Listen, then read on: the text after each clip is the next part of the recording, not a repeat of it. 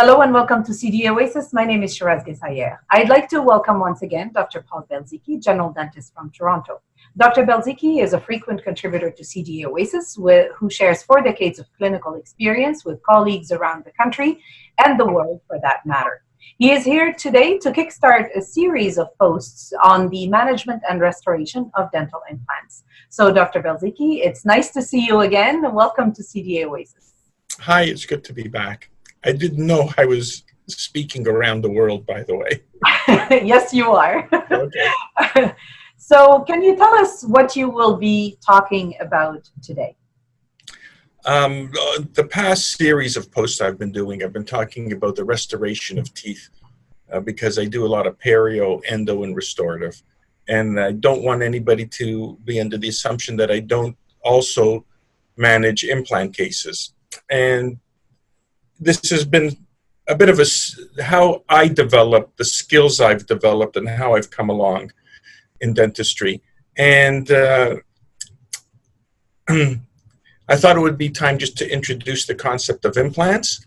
I was around in 1980, graduated 79. I was around in 1980 when implants were first introduced into Canada from Sweden. And so I've been there from the beginning. So it's an evolution of thought and how I've managed it. So shall we go see the 2 cases that you're presenting today? Okay. So implant cases, in my opinion, this is very much a collaboration between colleagues, particularly if you're not placing the implants. And I'm not placing them. But I'm very fastidious about details. So I have to rely on fellow clinicians. So for those of you new to this presentation, I'm a general practitioner. I provide periosurgery, endodontics, restorative dentistry, and that includes implants. And I endeavor to integrate all of these protocols to deliver long-lasting restorations in terms of decades, because that's what patients want. That's what we would want if we're sitting in the chair. Fix it and fix it once. So as I said, I don't place implants, even though I do a fair amount of surgery. I've just never been comfortable with the concept of doing it. So I work with trusted specialists, and it's taken a long time to find specialists that I can work with. So I'm doing it old school, as always, and that will become apparent as the theme of this as we go along. So let me introduce you to my nightmare. When I was in grade 8, I got kicked in the mouth, and that tooth became non-vital. Hurt like hell for a few weeks. The pain went away. The tooth got dark in color, and didn't dare tell your parents at that time because they'd probably beat the crap out of you for getting hurt. But it got darker, and when I was in dental school, every professor that looked at me said, "Oh, you have a dark tooth, you need an endo." And I said, "Look, I already see what you guys do for endos. I'm not having anything done until I have to." And then somewhere in my early 30s, I was taking a hot shower, took a mouthful of hot water, and it hurt. So I had an endo done. And that was went quite nicely. Didn't have it restored other than with the composite resin in the lingual of the tooth. And sometime, around 50, I was coming to work, grabbed a bagel as I usually do, driving to work, and I bit down in it, and I felt like I had metal wire between my teeth. Bit down again. I thought it was something in the food, but I knew something was wrong with the tooth. So I got to work, and my assistant took a quick picture, and it's difficult to see, but there is a fracture line from the lingual, and the tooth broke. So this is a dentist's worst nightmare. You're losing a central. That's pretty devastating for a dentist. So I went to a colleague, oral surgeon, great guy. He extracted the tooth and put in some BioOS and a collar plug. This was September 2004. And Paul, come back in a few months and we'll get an implant in. And what do I do in the meantime? Okay, Essex splint. Well, let me tell you, for those of you that I've never worn one. What we do to patients, sometimes you should try doing it to yourself, because an Essex splint is not very comfortable. So here we were in 2005, May 2005, about a year later. And what I had done was I took a composite resin Pontic, and I just luted it to both teeth so I could live. Because I walked around for a few weeks with just a space between my teeth because I couldn't tolerate this Essex retainer. So yes, Essex splints suck big time if you're trying to wear it and speak. So I would walk around my office missing a tooth. I wore a mask constantly. And here you can see that little composite resin. I fashioned this myself. I had a colleague just lute it to the other teeth. As the ridge shrunk a little bit, I could keep it clean by putting a little stimulant. So it's interesting how you manage this on your own, and you're asking patients to manage this. And if you haven't lived through it, you really don't know what it's all about. So here again, May 2005, I returned. The site was opened up. Thankfully, I was asleep. The graft material did not promote healing. So a second attempt was made at that appointment to pack it with BioOs again, and within 3 days, the thing just was sore. I got an infection that blew out the buccal plate and whatever was in the socket. And I have to tell you, I lived with this composite resin Pontic till about 2008, just waiting for something to happen. I figured out, just as your days get busy, I just lived with it until I knew one day that little Pontic would come loose. By that time, I started working with these gentlemen out of an office here in Toronto, Doctors Jeff Farber and Vic Moncars. And the thing came loose. So I went over to their office and I said, look, I think we have to deal with an implant here. I wanted a 3-unit bridge because that's what I'm very used to doing. But either I couldn't find somebody that I thought could do it, or the folks that I did go to said, no, have an implant that's new and improved. So I had a 3D scan done, and it looked like it would be close, that there might be sufficient bone there. But in talking to Dr. Farber, I must consider a block graft from the ramus. So Jeff starts giving me all of the options, and I stopped them cold, and I said, look, I'm just a regular patient and you're scaring me. Just get the IV in, knock me out, open me up, and do what you would want to do for yourself. I don't need to sign anything. Just you're frightening me. Just let's get it done. I trust you.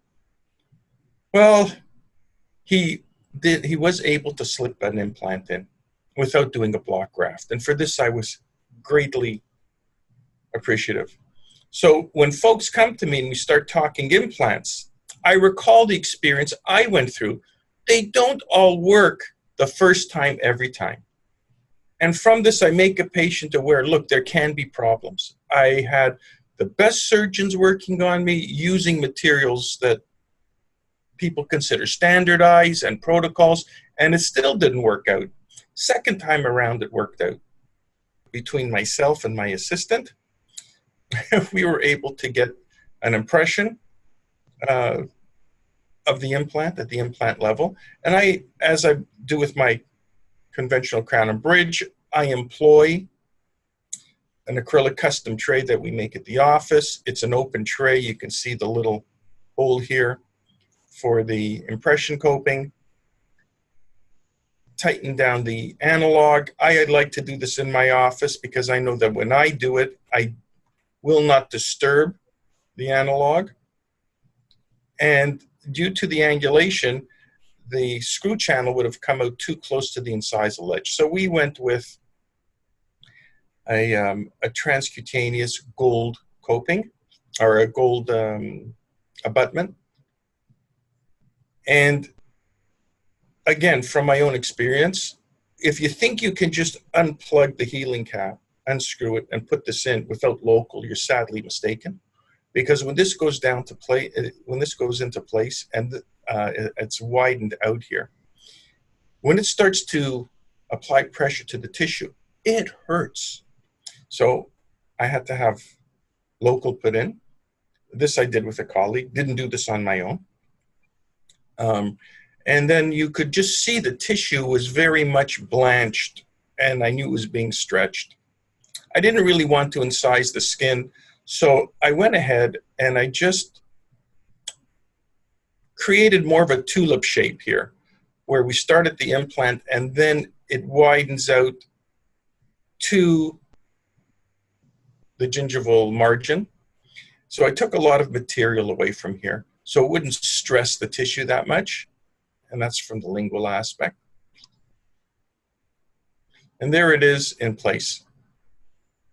So the margin is just at the crest of the gingival margin.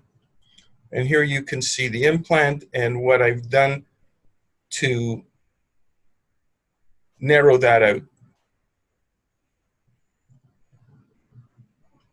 And I hope you can understand what I've got here. I've got the implant. There's the outline of the transcutaneous abutment. And then, of course, the stump on which the crown will be placed. So I took I made a provisional. I didn't have a crown done all at one time. We first made a temporary crown that would sit on that. And then I think we got an impression picked up from this, which is really not the way to go. Trying to put retraction cord around a transcutaneous abutment is not like packing retraction cord around a tooth. They're two different animals. Here, you can actually develop a trough for the impression. Here, whoops, here, as you put cord in, it just gets gobbled up. You can't really push the tissue away, but somehow we did get an impression. And my lab, knowing that I'm fastidious as can be, made 3 crowns, porcelain fused to metal with a lingual with metal on the lingual, because they know I wanted to avoid wear of the lower anterior. Here's PFM with porcelain, and there's a zirconia crown. And they said, Paul, here's 3 of them. Try them in, see which one you like. And I use Prism Dental with Dennis DeMarchi, wonderful clinician and a very good lab. So here is my temporary on top of the model. And there are the series of crowns. And these were a bit more rounded. The edges weren't what I had liked. It just did not look good in my mouth. So I happen to have had my original crown, which I took a photograph of. And this is how I communicate with the lab, take photographs, make little notes. This is my fractured central, note flat facial contour, and sharp mesiobuccal line angles. And you have to replicate that. You didn't. So this is the unaltered lava crown, zirconia, 2 convex and rounded. Distal contact does not match the way it does on the left side. Here, these 2 incisal edges run together. Here, this one sticks out a little bit. And when you're doing it for yourself, you look at all of these things, particularly if you're a dentist. So I went ahead and trimmed that down to try to match. And I took a picture, sent it off to the lab, what I had done. And then they said, come on in and we will customize the color. This was the morning before my 30th reunion. I spent about 3 or 4 hours at the lab. This crown went in and out of the furnace, I can't tell you how many times. Too light, too dark, and I really didn't care. I said, look, I have a very, very low lip line. I'm blessed with that when I smile. So just, when it comes out of the oven, I've got to go down to my reunion, and I'm taking it as is.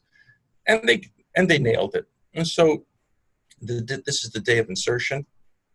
Tissue's nice and pink, and that's the result. And pretty good.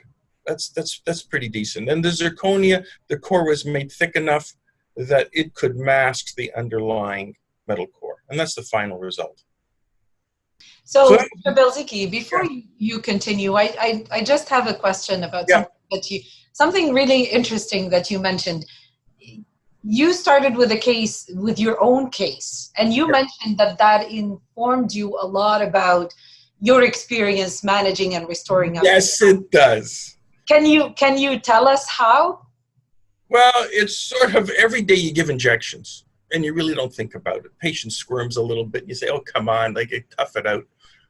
And then every time I have to go for work and I get injected in the mouth, I said, geez, I do this every day. I do this to people.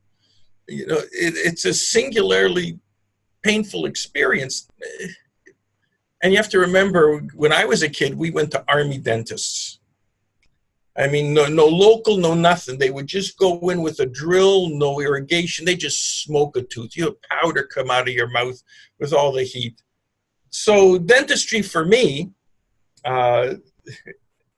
when I'm sitting in the chair, it evokes all of those experiences of when I was a child, which is why I had to have the surgeon knock me out. I don't even want to hear the drill going on. So what we do to people and what we expect people to live with and what we expect people to tolerate, sometimes we lose touch of that when we're not on the receiving end. Oh, go have implants. It's easy, it's simple, it's fast. You don't have to worry. Well, you do have to worry. And I tell people, look, I had an implant done. First one went sideways a bit. There can be problems. Everything we do, there is a risk factor. And even though it's a small risk factor, if it's 2, 3, 4%, but if you find yourself in that 2, 3, 4%, for you, it's 100% failure or 100% problem. So go in with eyes open. This is not the be all and the end all. And that's often why I will struggle to save teeth and not go to implants. Sure, I can have a problem repairing a tooth, but often those problems are manageable. And implants will always be there if it doesn't happen the way I would like it to. But when you start having problems with implants, those are difficult problems to overcome. So my protocol for crown and bridge, because what protocols do I use for restoring implants? I know what's successful for me when I restore teeth, and I've transferred that protocol, that thought process into restoring implants. So for those of you who are new, this is a case I've shown before. I'll just run through quickly the prosthetic and lab protocol that I used for the restoration of teeth, splinted crowns. Because often I will splint implants whenever I can. I don't like putting in single units on implants that are all in a row. So first of all, you have to get your accurate impression. There's no fudging this, whether it's conventional VPS in a custom tray or you're doing digitally. You have to be honest and you have to give your lab the best impression you can.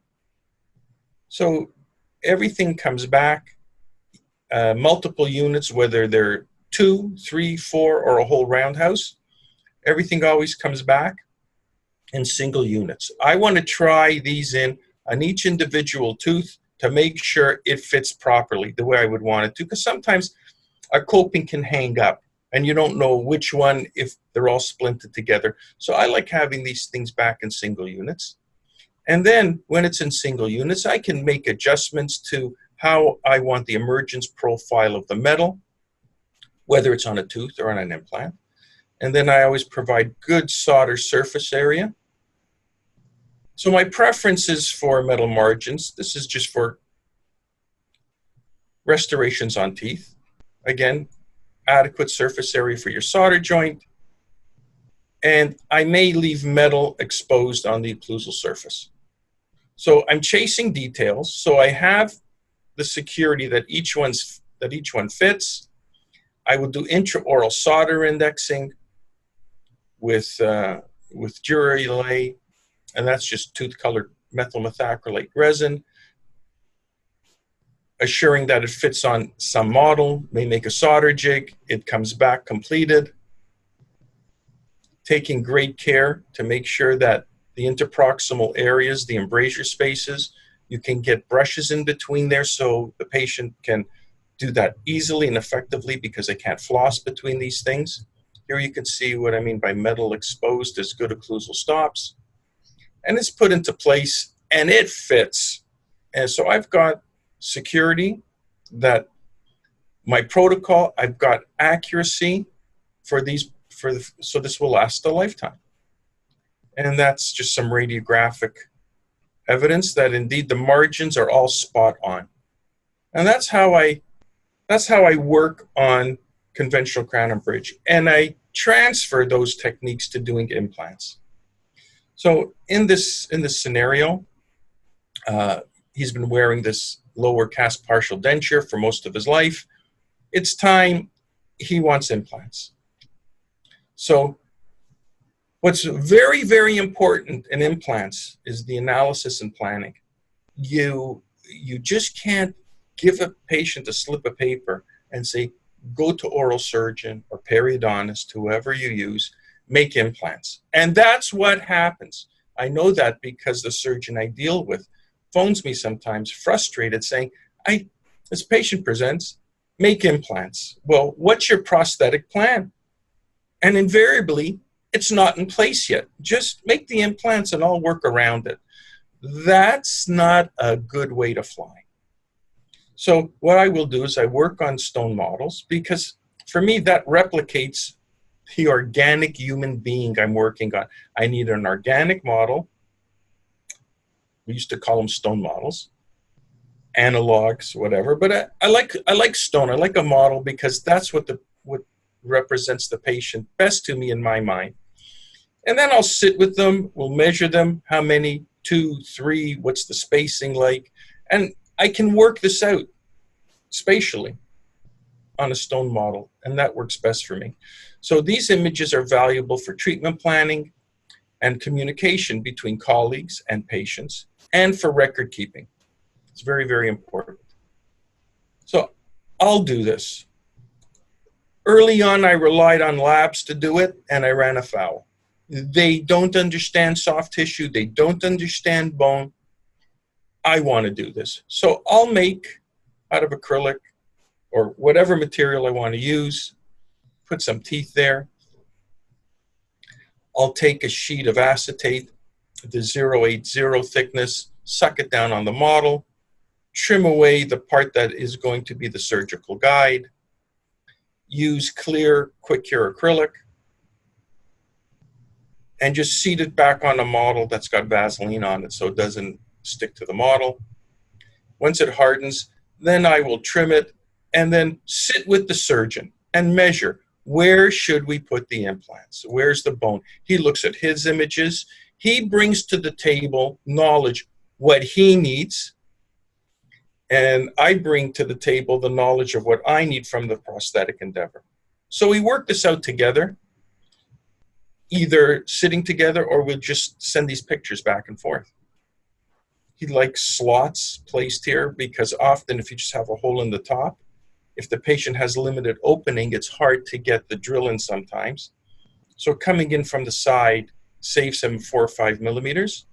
And then this is taken to the mouth and using nothing more than a lead pencil, graphite. He scores where we've decided those implants should go. And I attend all the surgeries. I take photographs. The odd time I'll video. And this is this exact case where the implants are being placed. Now, why don't I place implants? Well, when you look at the length of this drill coming out, I'm just not comfortable going that deep, knowing there's a major neurovascular bundle there. That's not been my training. He's at least had the availability of surgeons to teach him. And I just don't think I can learn this on a weekend course. That's just me. I'm not comfortable doing this. So this provides excellent record keeping, and also when there's the implant being put in case a patient ever wants to see, why am I paying X amount? Well, this is why you're paying X amount. And this patient is sedated.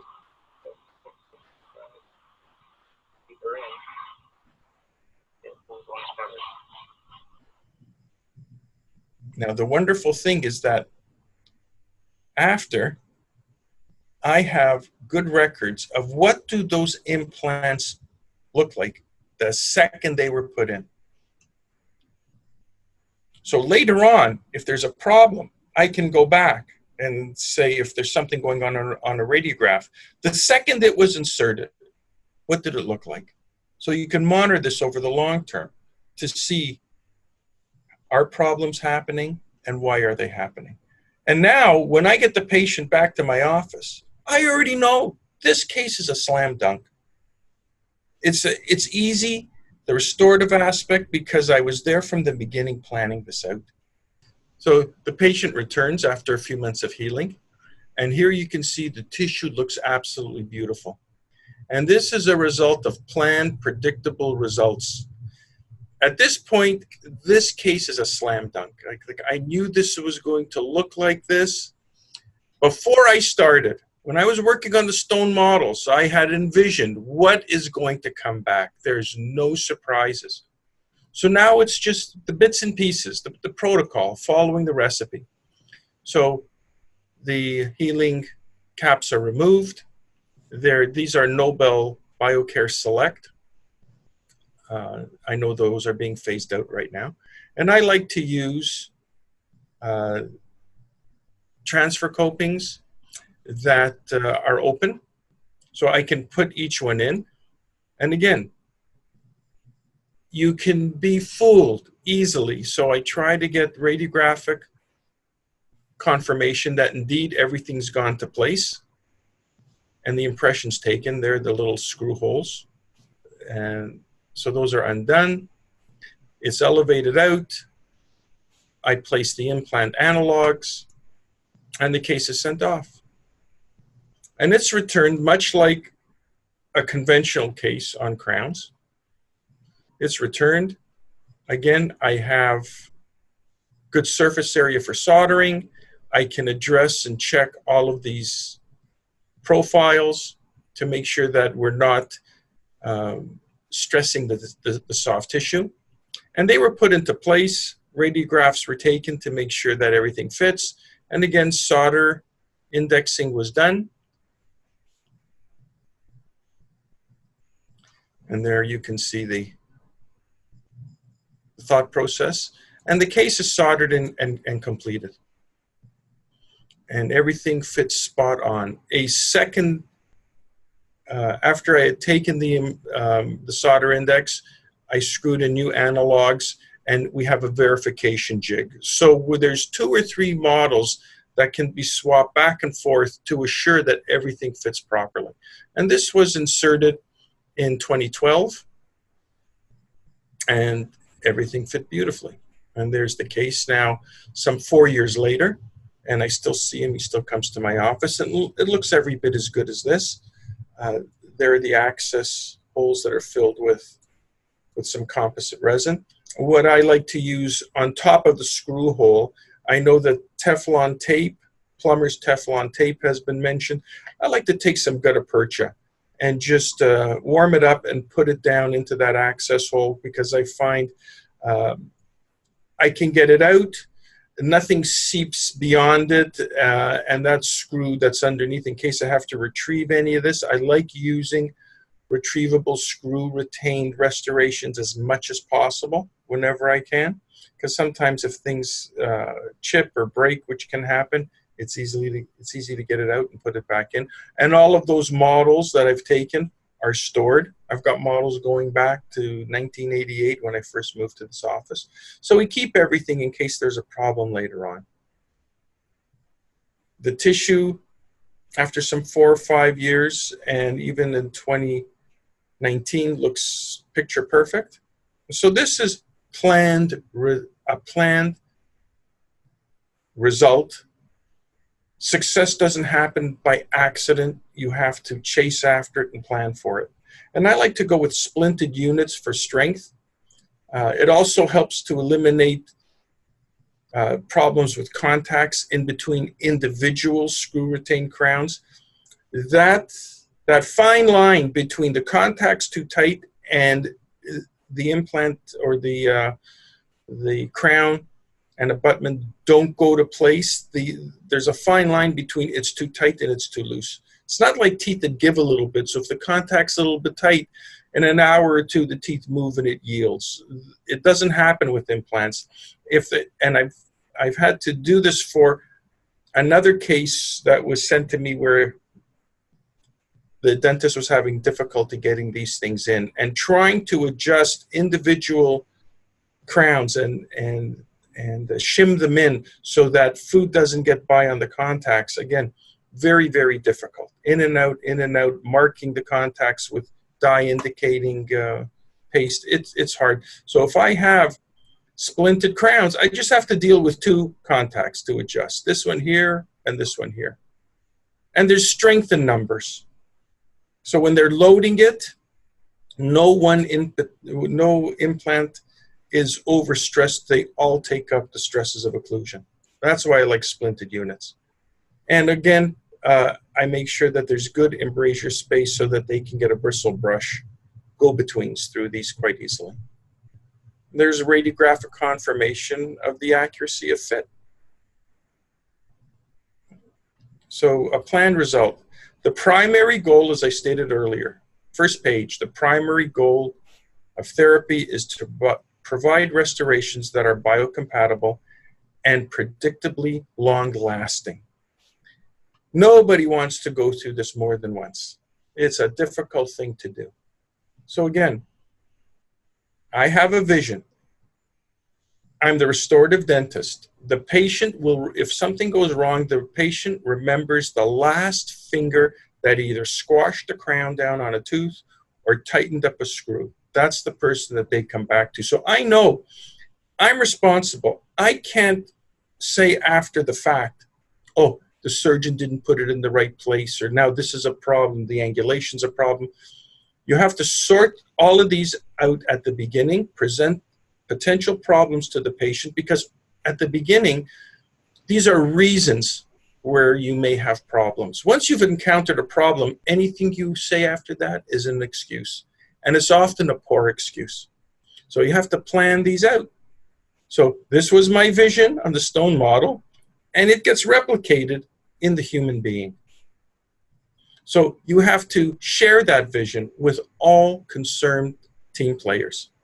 You can't just send it off and it comes back and it wasn't what you thought or how you thought because the bone anatomy was wrong. You've got to sort this all out, and you have to communicate this vision with your patient, your colleagues that you work with, and the lab. And often I'll try to involve the implant companies, because sometimes there's new bits and pieces that may be available, or they can provide knowledge to me that I don't have as of yet. So I try to keep communication open between everybody. So doing it as you will old school, taking organic stone models and impression technique and a custom tray and solder indexing. Well, how has this held up? Well, here's a case that I did in 1992. I didn't attend the surgery, but this was done by a very good surgeon, Victor Dierenfeld. He's retired right now. But these were put in, and I thought, well, a little tight. It would have been nice if this one was over here, but this was at the beginning. Just sorting these things out at the beginning of implants, when implants were first introduced, some 12 years on. And here it is in 2011. And I'll tell you that, again, screw retained. And this was on the old Noble BioCare, where there was the implant, and then there was a transcutaneous abutment that was separate, that was seated on top of those implants. And then the prosthesis is attached to the transcutaneous abutment. And it's like that as of May 2019. So using old school technique, 27 years on, that ain't so bad as far as I'm concerned. And those techniques, whether it's on conventional crown and bridge, 2006, 1991 when I first saw him, and these were placed in 1992. I mean, the same technique, slightly altered because there is a difference between teeth and implants, but chasing after details, chasing after the accuracy of fit, it's always been there, no matter what restoration we're placing. So in conclusion, the most important question to have is, who's the quarterback? If there's a lot of team players involved, who is the quarterback? And as far as I'm concerned, it has to be the restorative dentistry, the restorative dentist. So a game plan must be shared by all team players. And that important part at the beginning, analysis and planning, is vitally important, particularly as the complexity increases. Before you start one of these, you've got to know, where are you going? You don't want to get a case back and say, well, geez, what do I do now? And this was a large case done early on. I don't think I'd go for this many implants at this stage of the game, but that's what the knowledge was some 20 years ago. So analysis and planning is vitally important as complexity increases. Again, my preference is to use stone models because they best resemble the organic entity I'm going to be working on, which is a human being, a patient. This exercise forces one to work through the entire case before a patient is touched. This will engender confidence by eliminating all of the surprises. You can anticipate what will go wrong. So by this method, if something does go wrong, I have nobody else to blame but myself. I can live with that. I can't live with, I'm doing the best I can, I send it away, and somebody does something I had no control over and screws me up. So that's why I do what I do. And thank you for listening.